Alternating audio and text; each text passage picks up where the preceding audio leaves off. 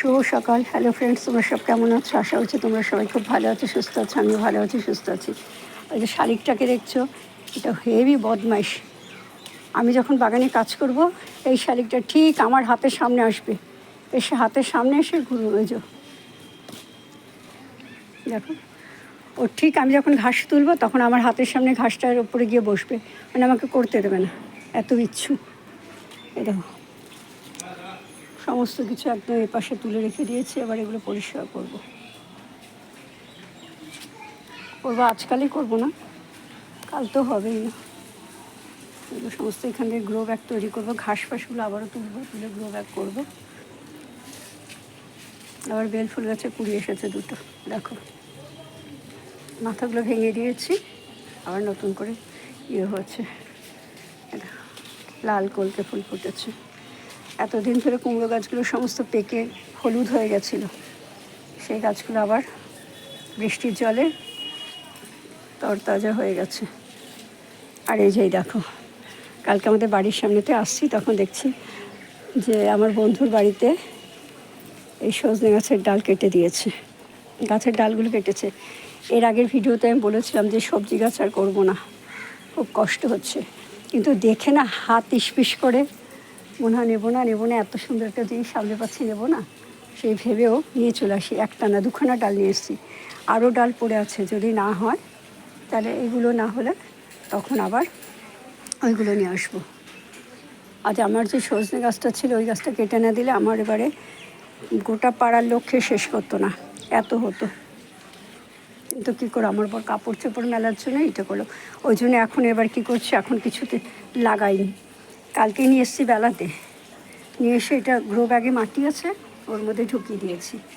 আর কালকে দিয়েছি, নিয়ে এসে রেখেছি, তখন 2টো বাজে। তারপরেই বৃষ্টি শুরু হয়েছে, ঝমঝম করে বৃষ্টি। আর বৃষ্টির জলটা মোটামুটি পেয়ে গেছে, আশা করা যাচ্ছে গাছগুলো লেগে গেলেও যেতে পারে। আর এই গাছগুলো যদি লেগে যায়, এখানে তো আর রাখবো না, এই গাছগুলোকে বাগানে ঢুকিয়ে দেবো। এই দিকটা করে লাগাবার ইচ্ছা আছে। ওই যে একটা লাগালাম, হয়নি, ওই একটা উঁচু উঁচু জায়গাগুলোই লাগাবো। ওপাশে লাগালে ছায়াটা কম পড়বে।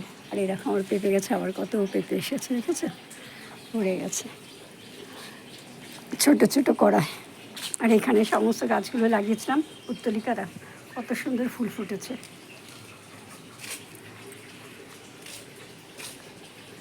দেখো, সব রঙের ফুল ফুটেছে। আর এই গাছটা একটা কারি পাতা পেছনে ছিল, ওই গাছটা, ওইটা ডালটা ভেঙে ছোট করে দিয়েছি। আর এখন ওই গাছগুলো সরিয়ে দেওয়ার জন্য বাগানটাতেও আলো এসছে, পরিষ্কার হয়েছে। না হলে ওই নিচটার যে অবস্থা হয়, ভয় লাগে আসতে। আর এবার তুলসী গাছগুলো সব তুলে দেবো। আষাঢ় মাস পড়েছে না, একটার পর একটা পুজো, এরপরে তো আবার শ্রাবণ মাস পড়ে মনসা পুজো, এবার রথ ফথ সব কিছু থাকবে। সব দিন তো সব গাছ লাগানো যাবে না। এই লঙ্কা গাছটা একটু ঝিমিয়ে গেছে, এখানে একটু অ্যাপসম সল্ট দিতে হবে। আর দেখেছো কুমড়ো গাছটা কেমন তুলে দিয়েছি, ডগাটা, মাথাটা কেটে দিয়েছি।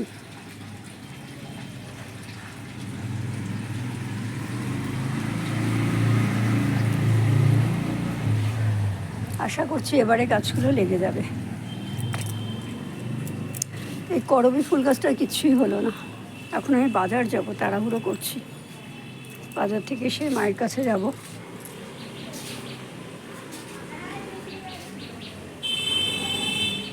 দেখো, এগুলো হলো গান্ধী পোকা।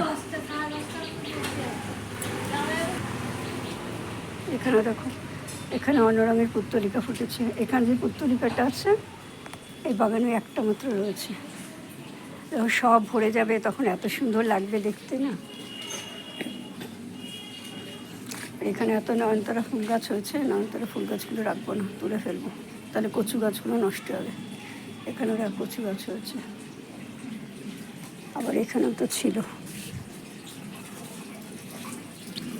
আম গাছের পেছনেও ছিল, সব তুলে ফেলেছি। আর বাগানটা আবার আস্তে আস্তে 2 দিন 4 দিন ছাড়া ছাড়া অল্প অল্প করে তুলে ফেলি, তাহলে মোটামুটি বাগানটা পরিষ্কার থাকবে, আর পোকামাকড়ে ভয় থাকবে না।